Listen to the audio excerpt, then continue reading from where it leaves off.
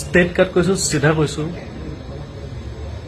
যে যি ঘৰতে আছোঁ বৰ্তমান বহুত খঙত আছোঁ। যি নহওক 13 ছেপ্টেম্বৰত মই দাদাক লগ পাইছোঁ, কথা পাতিছোঁ জুবিন দাৰ লগত।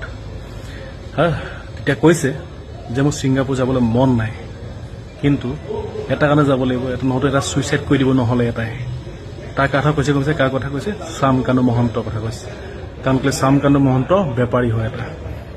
জুবিন গাৰ্গক লৈয়েতো কৰি আছে কামটো, জুবিন গাৰ্গক লৈয়ে বেপাৰ কৰি আছে নৰ্থ ইষ্ট ফেষ্টিভেলটো। মই স্পষ্টভাৱে কৈছোঁ, মোৰ নাম ডিম্পল, মোৰ যি হয় হ'ব যাওক। দাদাই স্পষ্টভাৱে কৈছে যাবলৈ মন নাই, ৰৈ বিনালে কাম কৰি আছে।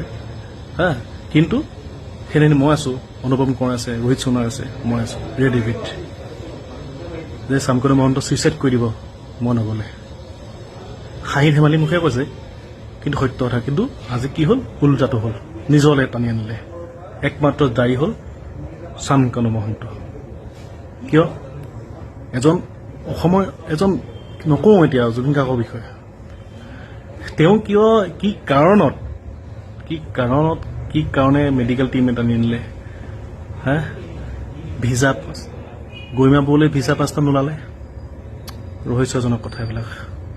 সিদ্ধাৰ্থ দাই কোনোবা এটা মানুহ গ'লে ফটোকপি তুলিলে চুব নিদিয়ে জুবিন দাক। মানে ক'বলৈ ভাষা নাই। একো নাই, পৰিকল্পনা কৰিছিলোঁ, জুবিন দাক লৈ আগবাঢ়ি আহিছিলোঁ, কিবা এটা সপোন দেখিছিলোঁ। যিটি অসম প্ৰডাকশ্যন নামত এটি প্ৰডাকশ্যন লঞ্চ কৰিব গৈছিলোঁ। জুবিন দাই বহুত মানে সপোন আছিল, বাদ দিয়া একো নাই। কিন্তু নৰ্থ ইষ্ট ফেষ্টিভেল বা এইটো অসমলৈ আহি কি হ'ব আহে নাহে ঠিক নাই। এইটো শ্যামকানু মহন্ত অসমলৈ আহিব নোৱাৰে চাগে, মোৰ এটা ডাউট। এইটো আহিব নোৱাৰিব চাগে তেওঁ। নৰ্থ ইষ্ট ফেষ্টিভেল যদি ভৱিষ্যতলৈ পাতিব বিচাৰে, সেইটো কিন্তু বহুত ডাঙৰ কথা হ'ব। চিধা কথা। একো নাই, জুবিন দা য'তেই থাকক, ভালকৈ থাকক, আমাৰ মাজত জীয়াই থাকিব জুবিন দা। শ্যামকানু মহন্ত।